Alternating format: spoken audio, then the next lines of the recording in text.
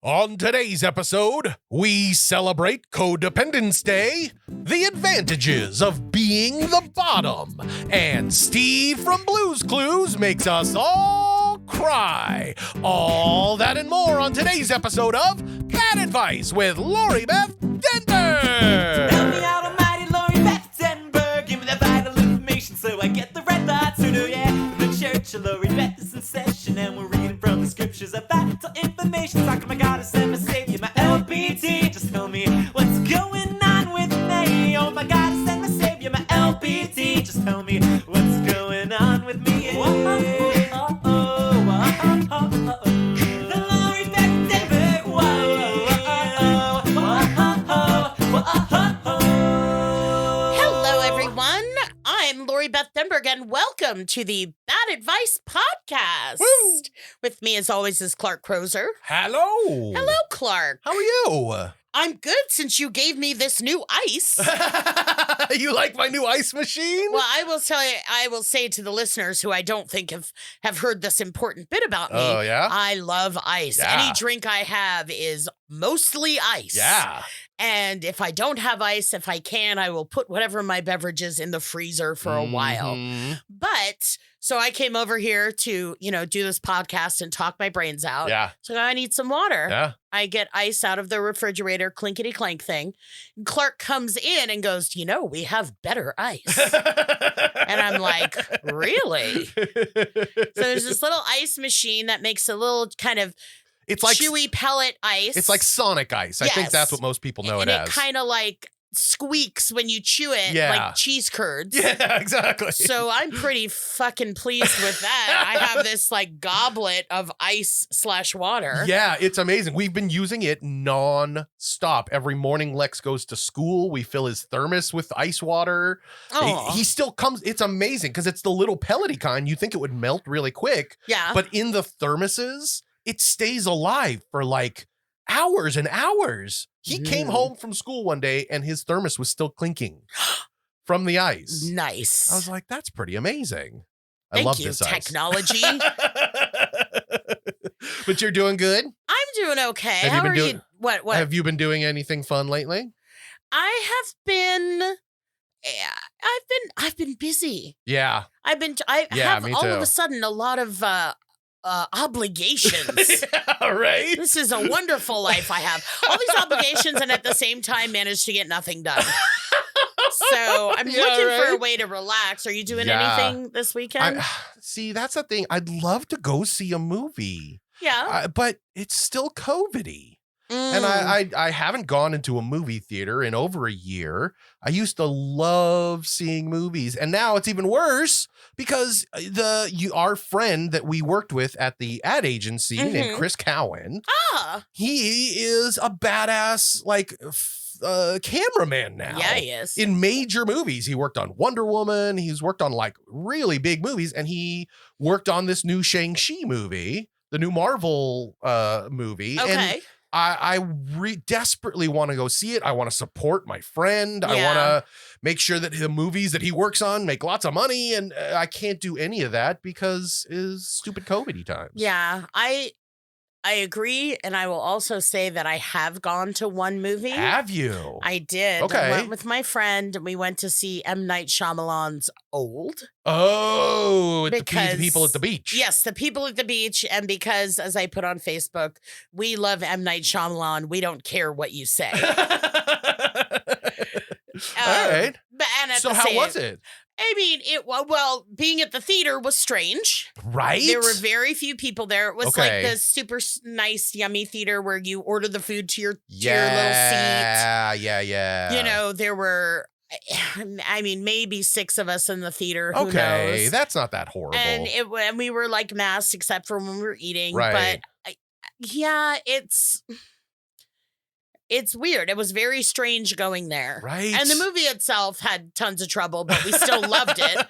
Because M. Night Shyamalan's films are just like immaculate. They're great. He has a definite style. If He you has like definite his style, yeah, that I then like. it's kind of like any movie he makes you'd like. Yeah, I would say that I definitely liked it. It was definitely creepy and emotional, all those kind Yeah. of things, even though I was like, really, dude? Oh no, something must be going on since you're only showing me the back of this person at length. Yeah. Oh no. I wonder what I'll see when the camera turns Oh around. no. And so there was a lot of like that kind of hoking. And the thing that really bugged me is what happens in a lot of movies where like it's really clear what's going on. Maybe not why. Right. But what is going on. Right. But still for like 45 minutes, they're like, what's happening? Oh no. And it's like, well, they got old. They got old. Something's on this beach and you can't get off it. This is what's happening. Yeah. I don't know why. That's a much better, question. Right. But it was still that like, what is happening? It's like they didn't even read the script first. Right, exactly. But so it was really strange to be there at the theater, but it wasn't very packed. And it's like you're being on this tick more carefuler than me. Yeah, but a little bit. It's really frustrating. I'm so nervous. And then the worst thing is our favorite local movie theaters are now dead. The Pacifics? Because all the Pacifics are gone. Yeah. So those were the main theaters in the valley here that we used to go to. And now they're all dead. So you can only go to AMC. And I don't know. It's been weird. I really want to go back, but this is the bailout we needed. yeah, exactly. I don't want to get political, but like, fuck the banks. Yeah. Why didn't Pacific Theaters get a bailout? Right? Oh, they should have gotten one of those small business loans that Chick-fil-A and Corner Bakery got. Exactly. Yeah, it's weird. It's weird and it's difficult, and you go, what the fuck? Yeah, we're living in weird times. I know. Everything around us is just odd and weird and never seen before. Never seen before. Everything is new territory. And then it's like always like, it's going to get better, right? Yeah. It's getting better, right? No. And then I'm going out and doing a lot of stuff. Like, okay. I don't know. I mean, and I'm very respectful. Anyone listening to the show knows that I do take COVID seriously and I take precautions, but I have been going out and living. I mean, we've talked that I've gone, we went to the Hollywood Bowl. Yeah. Yeah. So it's like you have gone out places. Sure. I just get nervous when they're in closed places. Yeah. Which the Hollywood Bowl is open air loveliness. Exactly. I don't know. You could. Would it matter to you how many people were in the movie theater? Without a doubt. If I knew I was going into a movie theater with 6 people in it and I could sit like far away from as many people as I wanted, I would go in a heartbeat. But I'm scared that I'm going to go and there's going to be like 50 idiots there that are like, oh, no, nobody's wearing a mask. And well, what if you, I mean, what I would say is, I wonder how if they're selling theaters to capacity or not. But I also think if you go to see this movie at the first, matinee on a Wednesday. Yeah, that's true. That's true. That you might have luck, and you might even ask them like, look, if there's too many people here, can I get my money back? Yeah, I'm so used to, pre-pandemic, Kara and I had that AMC. Oh, the thing that bankrupted them? Yeah, well, no, that was Movie Pass. Yes. We had that too. But yeah, we had that card where you could just see like 3 movies a week. It was amazing. So actually going up and buying a ticket is going to be a new experience for me. Oh, right? Exactly. For a long time, yeah. So you're like, what is cash?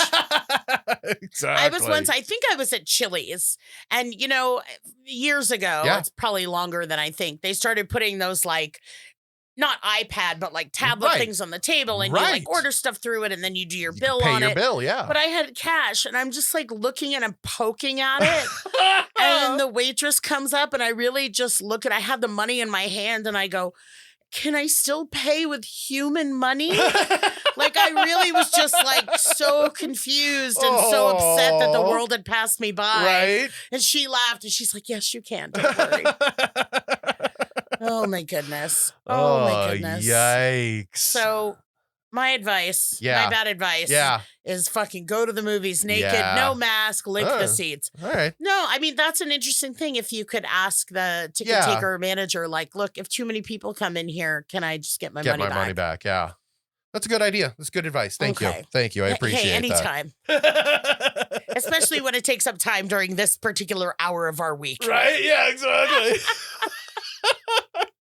Speaking of like things that are rare that have never happened before. Yes. We had a very rare occasion this week. We got a little video message, didn't we? Not us personally. Oh my God. No, but the it was. world got a video message. No, it was just to me Oh, personally. okay. Oh, yeah. Oh my God, Steve Burns, who's definitely not listening to this podcast, but who was always a yummy potato back when, because our paths crossed. So we're talking about Steve from Blues Clues. Steve from Blues Clues, Steve Burns. Made a video and released it this week that was basically just like apologizing for leaving. Yeah, well, it's the 30th anniversary of Blues Clues. Of Blues Clues. And so all of a sudden he's there, and it's Clark and I talked about it like a little briefly, and it's interesting because when the video first came on, we both thought different things. What did you think? I thought as soon as it popped up, like, oh, this is an advertisement for something. Somebody found Steve from Blues Clues and is getting them to like say all this stuff so that at the end there could be a big twist, and it's like, oh, buy this product. Priceline. Yeah, exactly. But I mean, it was kind of an ad, but not really. It was like for an the 30th. acknowledgement. Exactly. What did you think it was? Promotional tool. Yeah. Well, I was just expecting, because everything in the world is so sarcastic and eye-rolling, that it was going to turn into something like goofy and avant-garde. And then I'm watching it and it's like not. And he's like telling me everything. Meanwhile, okay, let me preface this by saying, when Blues Clues was on, I think I was in my 20s. Yeah, exactly. No, if it's the 30th anniversary and I'm 45. Right. So you were I was 15 when it started, but then started working for Nick. Yeah. Elodian. Yeah. Just in case. Just in case somebody thought you were working for Nick Giapopoulos. Yes, exactly. So, and, ran into hang out with Steve Burns at a couple. He actually gave me once a stuffed blue. Oh, like I got a stuffed blue how cute. from Steve. Wow. Which I then gifted to a friend's like young child. And I'm like, God damn it, I don't even like her anymore. I could have that. And so I certainly was like well out of that, but I loved it. I have all these pictures of me at an event. Right. That where there was all this Blues Clues stuff, and I'm like sitting on the chair talking to Slippery Soap and talking with Mr. Salt and Mrs. Pepper, or Mrs. Pepper and Mr. Salt. I can't remember. We're gonna get killed for that on the internet. And I could really, still now, if it was on, I'd be like, a clue, right. Because that's how I am in real life, regardless. He just starts this, video, and then it's this weird apology, and then it's this weird, everyone's on the Twitters and on the everything are doing these like reaction stuff. I never forgot you ever. And it's like, oh man. It's just really, really, I'm afraid to go back and watch it again because I'm sure I'll just like cry. But if I need to cry, it'll be one of those things like girls go, I just need a good cry. Some people put on the movie that makes them cry. Look at the old pictures. I'll be like, kind of put on Steve's video again. But it's just, that's the thing that I can appreciate, coming from my point of view, where people come up to me and say, how much I meant to them, how much all that and the show and blah, blah, blah. Yeah. And, it's like, I know what that's like. Yeah. I literally know what that's like. Absolutely. So it's to see the outpouring, first of all, to be affected by it as though I was 5 years old watching it. Exactly. Which Clark sees me rolling my eyes because, a clue. But, I did find it was just gorgeous. I did find it cute that clearly he's probably he's older now. So Yeah. when when men get older, they tend to lose their hair. And Yeah. some guys, when they start to lose their hair, they just go, fuck it, and shave it all off. Yeah. And I'm pretty sure that he did that. I'm pretty sure he's just bald now. But he's wearing the hat with the green crayon on it. And I'm like, oh, it doesn't look perfect, but he still looks right. Exactly. And he had that same, I wonder if they made, if that was a real shirt from the time or if they remade it for him. I think he wears one every day. He was totally wearing that stripy shirt that he wore in the show. Well, I mean, again, he was Steve from Blues Clues. Yeah, his name is Steve Burns, and he's like a performer and a musician. Yeah. But so he was portraying Steve from Blues Clues. Yeah, totally. But yeah, it was just so special. Really was awesome. And I think shit is so hard. Like you're here sitting here saying, I really want to go to the movies, but I can't. And it's like, these little things in our lives, even just the little things, let alone the big fucking things, like everyone lost their job. Who has money? Who has life? Who's had a hug? All of that shit. Right. And it was just, it's these little things out of nowhere. Yeah. Like a message from Steve. Yeah. From out Blues of nowhere. Clues that was just like, oh my God. Yeah. Man. Hit me in the hearts. Yes. Well, that was amazing. And I'm sure we'll talk about it more later. But for now, there are a few of our fans that are desperate for some answers. Are you ready to give some advice? Are we going to hit them in the heart? We're going to hit them in the hearts. Okay. Number one. All right, here we go. We're going to talk to, well, we're not going to talk to, but we're going to listen to Jamie's question. Okay. And Jamie says, hi, Lori, Beth, and Clark. I spoke to you guys a while back about my sister not giving me my space. Well, I have something I would like to add on top of that. So in addition to my sister not giving me the space I deserve, there's another thing I've noticed over the years. She and my mother have developed this codependent relationship that is very unhealthy. Now, I love my sister, but she has a mean streak, clearly stemming from her manic depressive bipolar disorder. My mother is constantly making excuses for her, such as, oh, she's just having a bad day, or that's just the way she is. I know a lot of it has to do with losing my brother a few years ago, and then a sister that died before I was born. My sister has been this way for as long as I can remember, as well as their relationship, which I can't stress enough is unhealthy. How can I address this to both of them without hurting their feelings? Enough is enough, though. This has gone on for far too long. Jamie, I do remember, but I mean, you reiterated some of the facts, but I remember that you said, and you gave us the same stuff again, your sister is bipolar, is mentally ill. That's right. But an adult, as your mother, I'm assuming, is even older than you guys. I would hope so. Is an adult. So the bottom line is it's their relationship. Yeah. The question is, because I do remember your sister wanting to spend all the time with you and you needed your space. And how do I say that without, and then you're dealing with someone you take care of who's mentally ill. And how much do you give up of your life? Yeah, exactly. To acquiesce or to give other people what they need.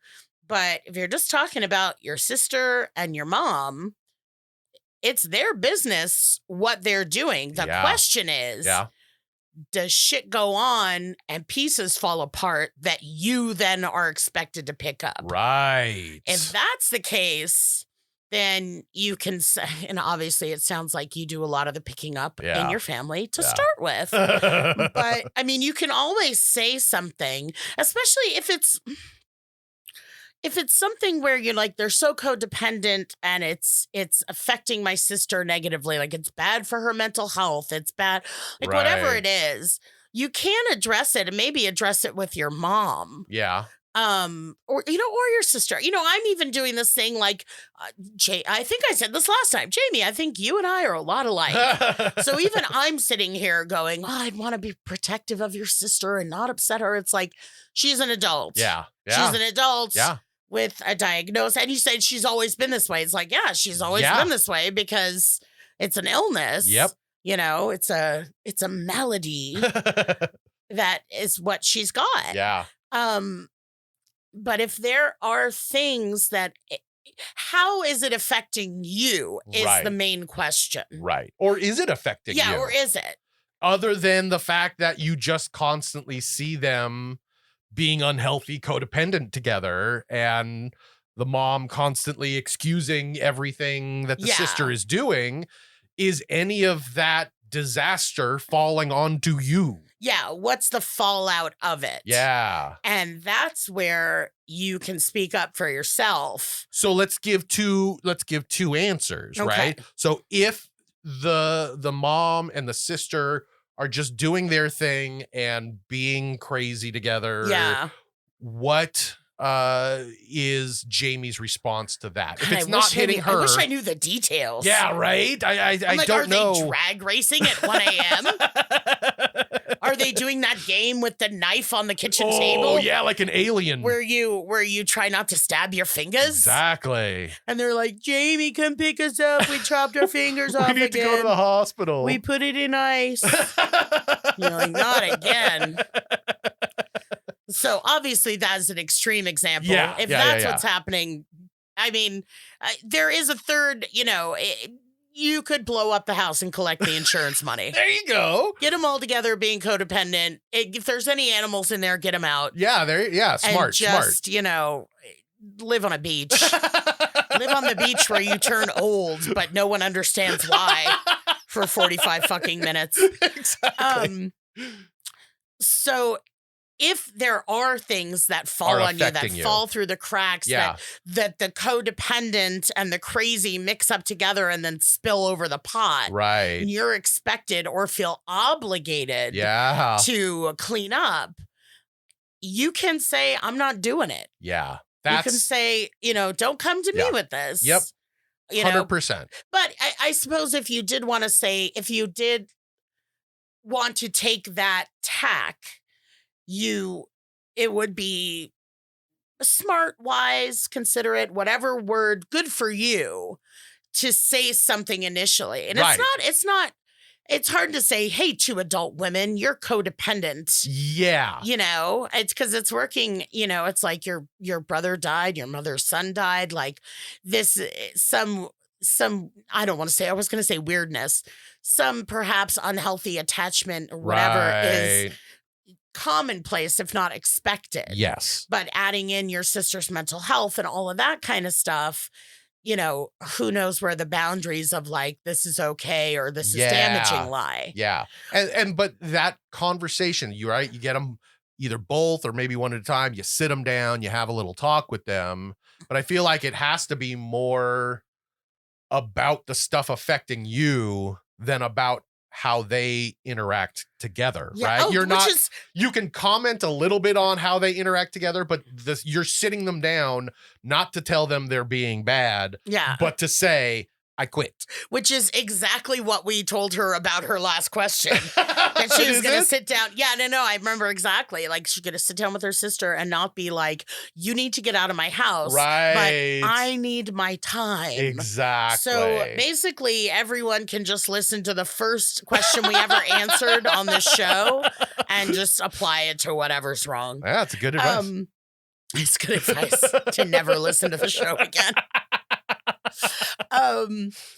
Yeah, you're dealing with two grown women, even if they don't always act like it, Jamie. Right. So, it's their business how they're going to act until it affects you. Yep. And then you have the choice to make of, I'm going to say something about this, or I'm going to not take part, or I'm going to, and if you're the Right. worrier, if you're Right. the fixer and the worrier and the adult going into everything, it's like, it's hard when I know because I am, Huh. Wired like that to take a step back and say, this doesn't have to be my problem. Yeah, not every problem can be fixed.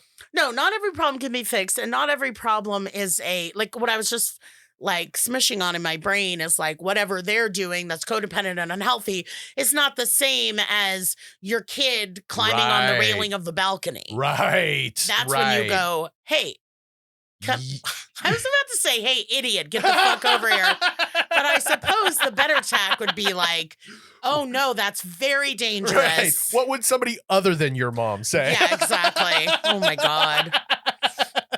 Exactly. So Yeah, I agree completely. yeah, depending on how intense the fallout is from it. Yeah. You either have to just let them be adults in an unhealthy manner. Yeah. And or say you can be adults in an unhealthy manner, but you're on your own when it comes to getting your fingers reattached. That's exactly right. That's, I feel like, the perfect answer right there. Good luck, Jamie. Yeah, that's a hard one. Sorry about your family. But hey, you got a good M. Night Shyamalan reference in there, Yes, so that was nice. Exactly. All right, let's move on to question number 2. And I'm excited to say question number 2 is a phone call. Oh. Woo-hoo. And I love this. It's from a wonderful lady named Jazz. Take it away, Jazz. Hey, Lori, Beth, and Clark. This is Jazz calling from Philadelphia. I need some bad advice, and I think you both are pretty good people to ask it. A little about me. I grew up doing musical theater, different art and music stuff, and in my 20s, I ended up getting into doing live music performing. All that being said, as much as I love the arts and have been an actor and a comedian and a lot of different things, none of those things make me money. They give me a lot of other amazing things that money can't buy, but right now I need to pay my rent. And over the last couple of years, I've been thinking a lot about getting into production. And this is something that you and Clark have talked about a good amount on the show. So, long story short, I need some advice on how a freshly 30-year-old girl with no experience outside of being a performer could get into the production world. I don't know anyone who does it.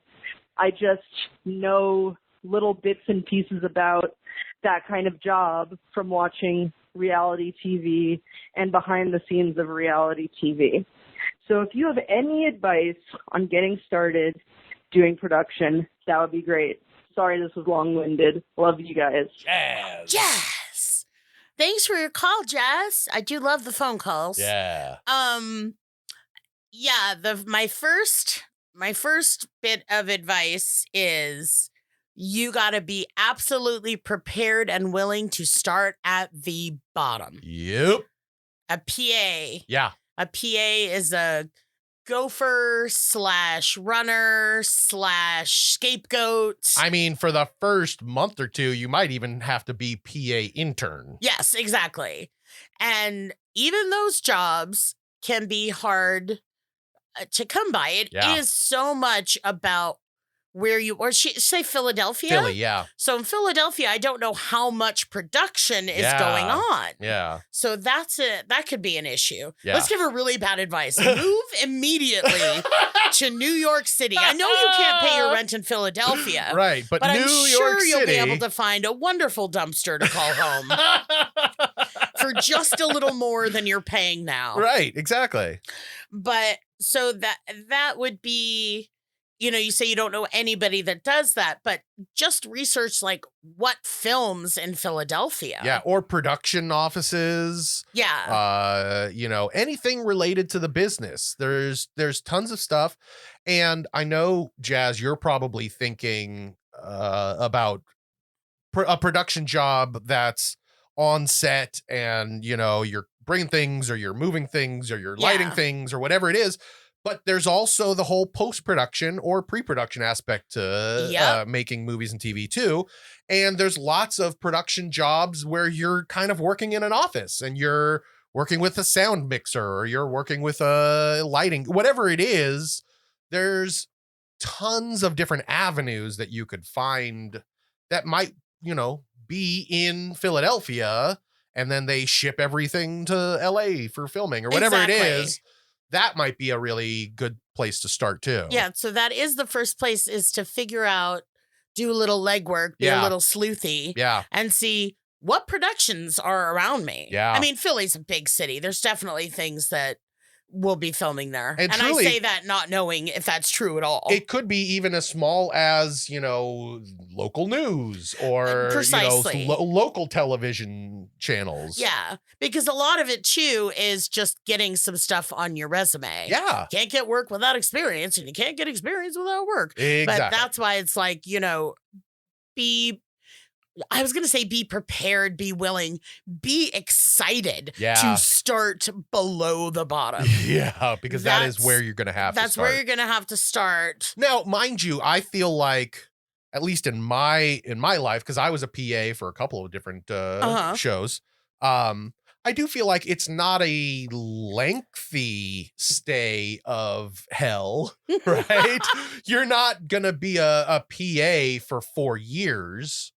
Right? PAs. What if she really likes it? Unless you love it. Yeah, that's the thing. If you love it, then yeah, you could stay there for a while. But I feel like being in the production avenue of everything, you tend to kind of fall into places. Oh, somebody needs some help. I'm going to start helping them. And then all of a sudden now I'm a sound assistant. Yeah, exactly. That's the other thing is sorry if you all just heard me. I'm so into this ice.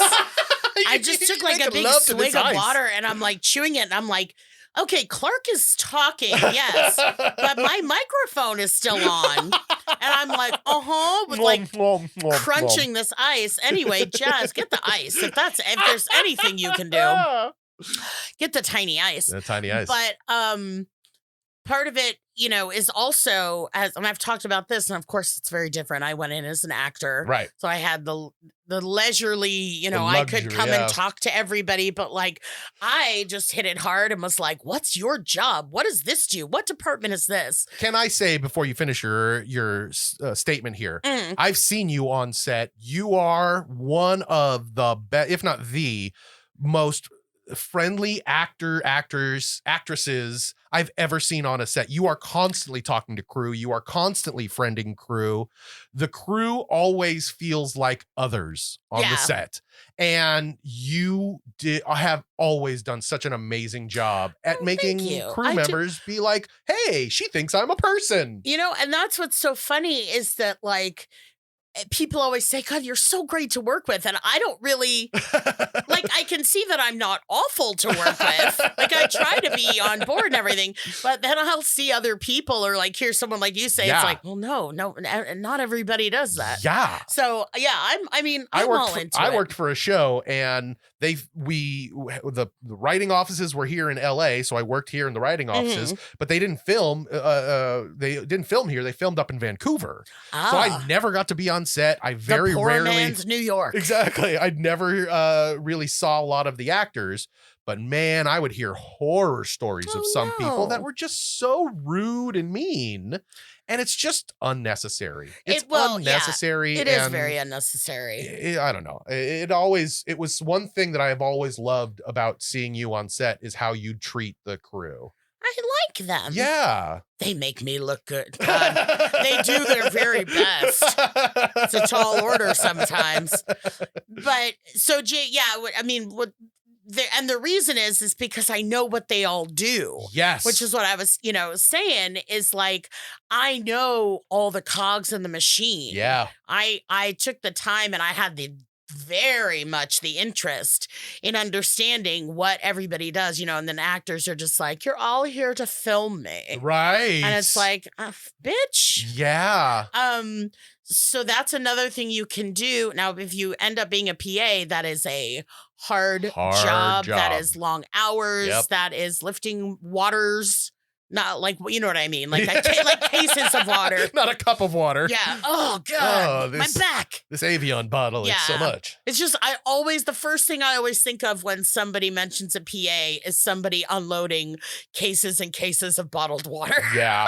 Yeah. That's very true. It's very true. Very true. But it would give you the opportunity to meet people, to whatever, and, and explore what production is and what lies in production, because Clark is right. There's like pre-production, there's production on set, there's production offices, there's post-production, there's, what's it called? Even other shit.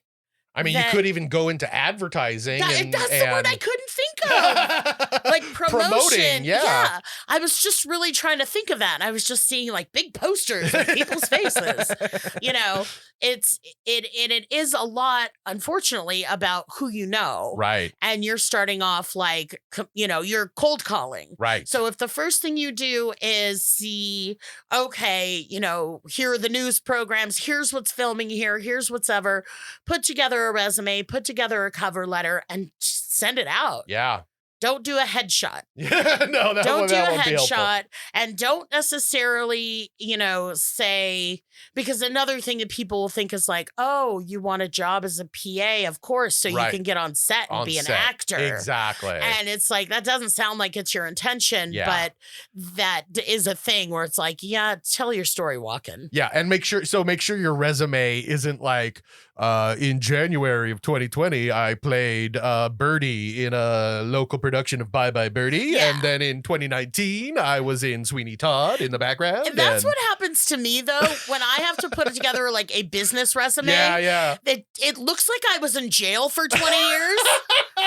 Because there's this big gap in my employment from like 1993 to 2001. Right. And it's like, I was at the Institute for Nickelodeon. And then it's like, oh, and then my like regular little jobs start up. Right. It's like, well, what did you do during that time? Just some stuff. Here's some YouTube links. I wasn't in jail. But I would just really, you know, just put together a resume, put together a cover letter saying, look, I'm here to start at the bottom. What do you got? Yeah. I mean, maybe a little more professionally than that. Yeah, but that's roughly what it should say. And send it out to just anybody there, because all it takes, I mean, is jobs beget jobs beget jobs. Right. So many of it is like, oh, my friend's crewing up on another show. They recommended me. Right. You know, and that goes from PA to lighting, you know. Whatever. Well, like you said, it's all about who you know. So if you don't know anyone right now, being a PA will put you in front of the right people that you need to know. Exactly. And if you do a good job and impress them, then they'll know you and bring you along to the whatever next project they want to do. Precisely. Yeah. All right. Well, hopefully that helps, Jazz. I love your name. We're going to see her as like the main anchor on Philly One News next week. Hi, I'm Jazz, and this is the news. This is weather. Oh, she's a weather girl. All right, we're moving on to our next question. And our next question comes from a gentleman named Steven. And Steven says, what is the best way to get over being rejected by someone you're absolutely fond of? Oh, Jesus. Yeah, a simple question, but a punch in the gut. Let me write into another advice show real quick and ask this question for myself. Right? My general tack is to obsess over it for 2 months to 20 years. Mm-hmm. Somewhere between that. Okay. To constantly check up on social media, to envision how we're going to get married in the first song at our wedding, and then also how I'm going to run into them when I look really great afterwards and tell them off for not loving me. Okay, it's a real mixed bag. That's a pretty specific plan. Yeah. Okay. But that's what's but actually his thing sounds more like, you know, like, I really like you. Do you want to go out? No, exactly. So, and here's what I'm really trying to focus on. Okay. It's like, I just want a man who wants to be with me. Yeah. So if you don't want to be with me, I don't really want you. Yeah. But why can't I tell myself that? Oh my God. Listeners, call back in and tell me that. That's really what I've tried to focus on. Yeah. In the recent past. Okay. Is like, because a lot of it for me is like, well, but it would be perfect if, right. You know, and it's like, no, it's not even a thing. It's not even imperfect. Yeah. It's nothing. Yeah. And that's really difficult because so much of it is built up in fantasy. It's never been real. Yeah, that's right. It's never been real. That's right. And I just clinked my glass. Hey, that's a sound of a glass filled with yummy ice. It is. This episode is brought to you by Ice. Coming to get all of your Hispanic neighbors, one citizen at a time. Oh, I know, no, right? Bad ice. Bad ice. So is this from Steven, you said? Steven, yeah, Steven. Steven, that is my best advice that I need to take myself. Yeah. What's the reality of it? And yes, if you went to the trouble to ask someone out, I'm really proud of you. Yeah, that's great. I'm really impressed. That's great. And hopefully, you don't say what kind of rejection. It wasn't like, I don't want to ruin our friendship, or like, how did you get this number? Yeah, exactly. Or you're supposed to be 300 yards from me at all times. Right, please get out of my bathroom. Exactly. Whatever that situation. I just pictured like her opening the toilet and him being like, hey. Howdy. Like, somehow he just like worked it out. Everything I think is a cartoon. Why is Steven a droopy dog? He's like, she keeps trying to throw him over the cliff. Yeah, and I then know, she'll right? open up a door and he's still there. No. So not knowing the rejection, the intensity of the rejection, and the intensity, it's very nice actually that you use the words fond of. I'm absolutely fond of this person. Yeah. So hopefully that wasn't like the 80th draft and your first one was like murderously obsessed. Right. How do you deal being rejected from the woman that is going to marry you? Oh. Dead or alive. No. But, it sucks, and that's the price. Not the price, no pain, no gain. Yeah. You take the risk. That's the risk. There's you risk take. and reward, and then there's risk, consequences. And it's never going to suck. Like it wouldn't be like, no, well, thank you for your time. Yeah, exactly. But it's about, for me, trying to really keep a lid on my fantasy of what it was supposed to be, what it was supposed to fix, what it was going to mean, and what the next 30 years would look like, as opposed to going like, that was it. Yeah. It sucks. Being rejected sucks regardless. Yeah. And then it's like, I'm sorry, baby. Yeah. I wouldn't have rejected you. Or maybe I would have. I don't know. He's like, I'm absolutely fond of you, LB. Yeah, Steven, I'm right with you. Yeah. Let's deal with what we have in our lives and not what could be, because that's what gets me in trouble. Yeah. If I spend enough time thinking about what could be, I start to convince myself it really could be. Yeah. Then the depression of the rejection is like amplified by 12. Anyway, so yeah, hopefully, Steve, that helps. If you have more information that you want to add to the story so we can give you more precise. Yeah, let us know who it is. We can help out if you want to be a little bit more specific. But until then, yes, we have one final question for today. Are you ready? Yeah, yes, this is good. We have one last question, and this is from Genevieve. Ooh. Yeah, I like that name. We have good names today. I like these. So yeah, Genevieve says, my mother and biological father as a pair were such a train wreck that she never even bothered to file for child support because she didn't want him to have rights to then see me. And he refused to acknowledge my existence for years. I grew up calling my grandfather dad because he became my other legal guardian. I had a good life overall, albeit my mother had some mental health issues. I'm 40 now. I have my own kid and a husband. My feeling is both my mother and biological father had serious issues, and I hold no animosity towards my father. When my mother heard I might meet up with my half siblings maybe in the future, she reacted poorly. Like, what the fuck? Why would I want to be that close to those people?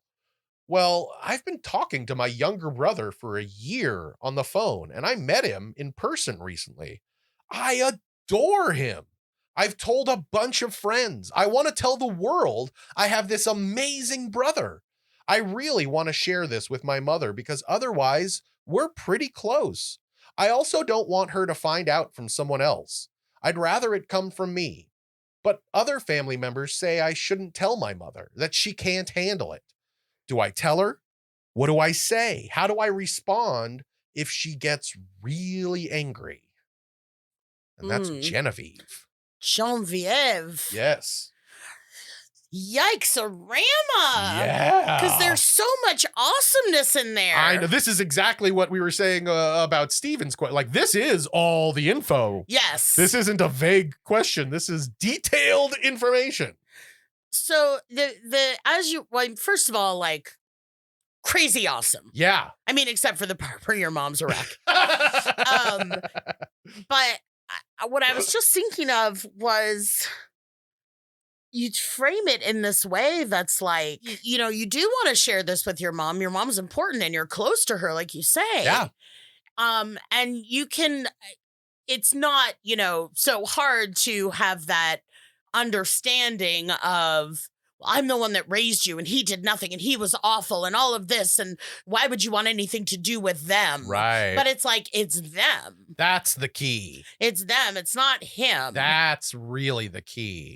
Is it him? Did she No. say that? He's not in, like, she says she doesn't have any resentment towards him, but she is not talking to him. She's not Okay. meeting with him. This is all just the brother. Oh, okay. So that's pretty awesome. Yeah. And I mean, you could even, like, I'm trying to think of how I would phrase this to your mom as like gratitude. Like, thanks for getting knocked up by this guy. You put it as, I'm not talking about my biological dad. He's a different subject.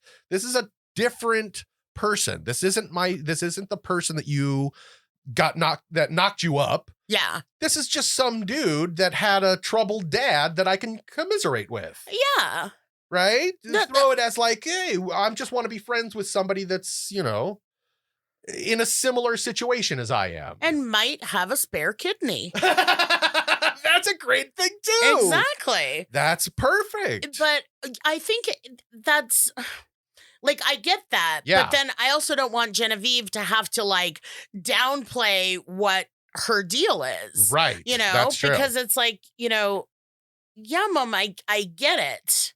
And I get the resentment towards this fucking guy who was such a mess. You were like, I don't want to do anything to even give it a chance of him coming back into our lives. Right. But this isn't, you know, this isn't about him. This is about, I have a brother. Yeah. I have other family. Exactly. And it's not like, you know, there's going to be that feeling of like, but aren't I enough? Right. Says Mom. Aren't I enough?